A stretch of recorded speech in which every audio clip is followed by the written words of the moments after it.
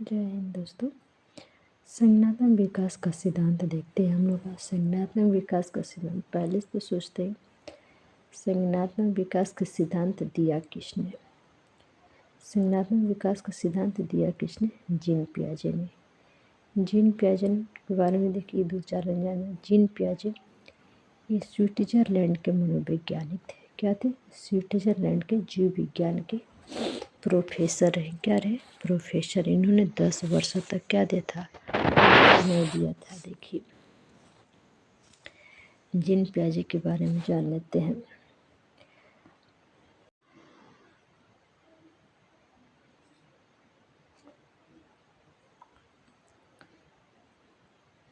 देखिए जीन पियाजे क्या थे? स्विट्जरलैंड के क्या थे? स्विट्जरलैंड के जीव विज्ञान के प्रोफेसर थे। किस विज्ञान के प्रोफेसर? जीव विज्ञान के प्रोफेसर थे। लगभग 10 वर्षों तक अपना विकास क्या थे? 10 वर्षों तक अपना समय दिए थे, कार्य के थे, प्रयोग किए थे। 1922 से 32 वर्ष 1922 से 32 इनको 1922 से 32 वर्षों तक इन्होंने क्षेत्र में क्या विकास के क्षेत्र में कार्य किया, प्रयोग किया था। इसलिए इन्हें विकासात्मक मनोविज्ञान का जनक माना। क्या माना जाता है? विकासात्मक मनोविज्ञान का जनक माना जाता है। अब इनके बारे में और देख लेते क्या क्या इन्होंने दिया, क्या क्या कहा।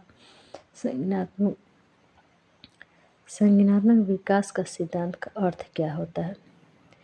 ज्ञानेंद्रियों से प्राप्त क्या होता है? ज्ञानेंद्रियों से प्राप्त संवेदना के कारण हमारे मस्तिष्क में जो विचार आते हैं, हमारे मस्तिष्क में क्या आते हैं?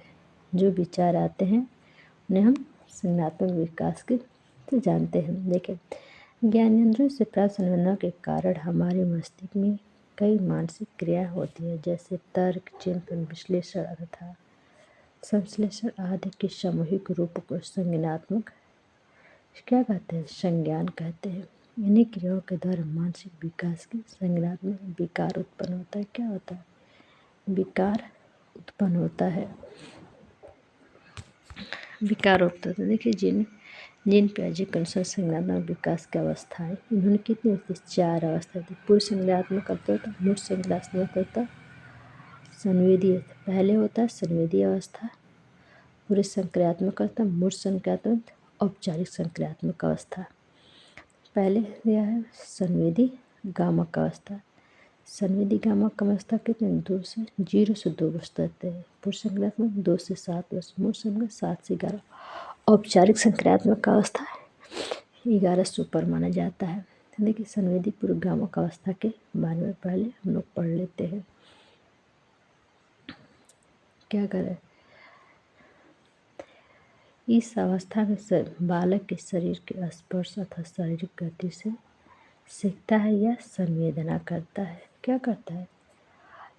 इस अवस्था में शरीर के स्पर्श से शारीरिक गति से वाला क्या संवेदना करता है, सीखने लगता है। इस अवस्था में बालक अनुसरण से प्रारंभ करना सीखता है। क्या कहता? अनुकरण के द्वारा सीखता है। कुछ ही देखते हैं कि बच्चा जैसे लड़की होती है अपनी माँ को देखकर वो अनुकरण करके क्रिया करने लगती है, नकल करने लगती है। जैसे कह रहा है सबसे पहले क्या है इसमें? सबसे पहले बालक त्वचा के स्पर्श से, उसके बाद देखकर आँखों से, उसके बाद सुनकर कानों से सीखता है। क्या करते हैं? कानों से सीखता है। जैसे पूर्व संक्रियात्मक अवस्था देखिए। पूर्व संक्रियात्मक अवस्था के बारे में जानते। पूर्व संक्रियात्मक अवस्था कितने वर्ष? 2 से 7 वर्ष चलती। कितने? 2 से 7 वर्ष चलती।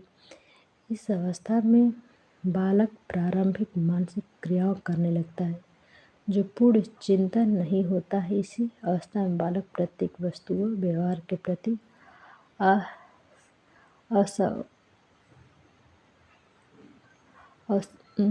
क्या करता है?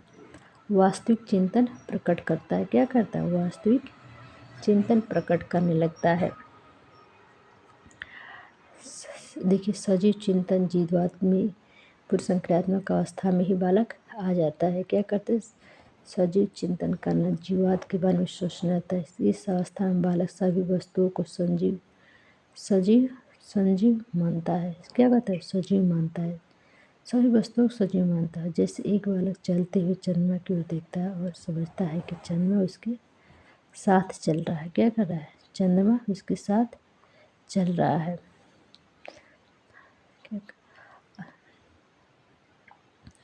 मूर्त संक्रियात्मक अवस्था के बारे में देखिए। इस अवस्था में बालक मूर्त वस्तु अथवा परिस्थितियों में के बारे में विचार कर पाता है। इसको औपचारिक काल के नाम से व्यक्त करते हैं। किस काल से नाम से? औपचारिक अवस्था काल कहते हैं। इस अवस्था में पलटावे चिंतन शुरू हो जाता है। क्या होता है? पलट के जवाब बच्चे देने लगते हैं। इस अवस्था में बालक रंगों की पहचान कर लेते हैं, आरोही अवरोही क्रम को पहचान कर तथा आकृतियों की पहचान कर लेते हैं। इस अवस्था में बच्चा छोटा बड़ा क्रम को पहचान लेते हैं। सबसे महत्वपूर्ण अवस्था ये आ जाती है। देखिए कह रहा है अमूर्त संक्रियात्मक अवस्था। अमूर्त संक्रियात्मक अवस्था क्या होती है? 11 से ऊपर की अवस्था होती है। इस अवस्था में बालक परिपक्व हो जाता है। क्या होता है? परिपक्व निचोर हो जाता है, परिपक्व हो जाता है तथा तार्किक चिंतन करने लगता है कि हमें कौन सा व्यवसाय करना है, कौन सा नहीं करना है। सोचने लगता है, अपने भविष्य के बारे में सोचने लगता है। अमूर्त संक्रियावस्था होती है। इस बालक में आगमन तथा निगमन विश्लेषण का भी ज्ञान हो जाता है। जैसे मानसिक संक्रिया प्रारंभ हो जाती है। क्या होती है? मानसिक क्रिया उसकी प्रारंभ हो जाती है।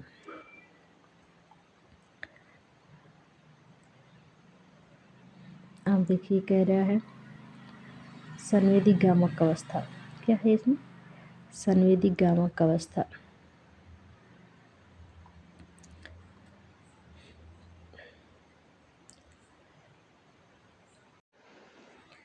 क्या है? जीन पियाजे की प्रमुख पुस्तकों के बारे में देख लेते हैं। क्या करते हैं? जीन पियाजे की प्रमुख पुस्तकें देखिए कौन कौन सी है। कह रहा है पहला the moral judgement of child.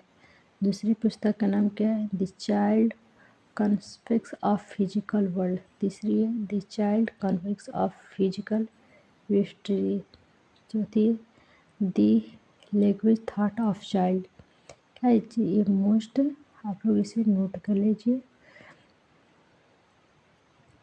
ठीक है। मोस्ट इसकी प्रमुख जीन पियाजे की प्रमुख पुस्तकों को याद कर लेना ही बेटर है। नोट करें जीन पियाजे ने स्कीमा शब्द का उपयोग किया था। किसका उपयोग किया है?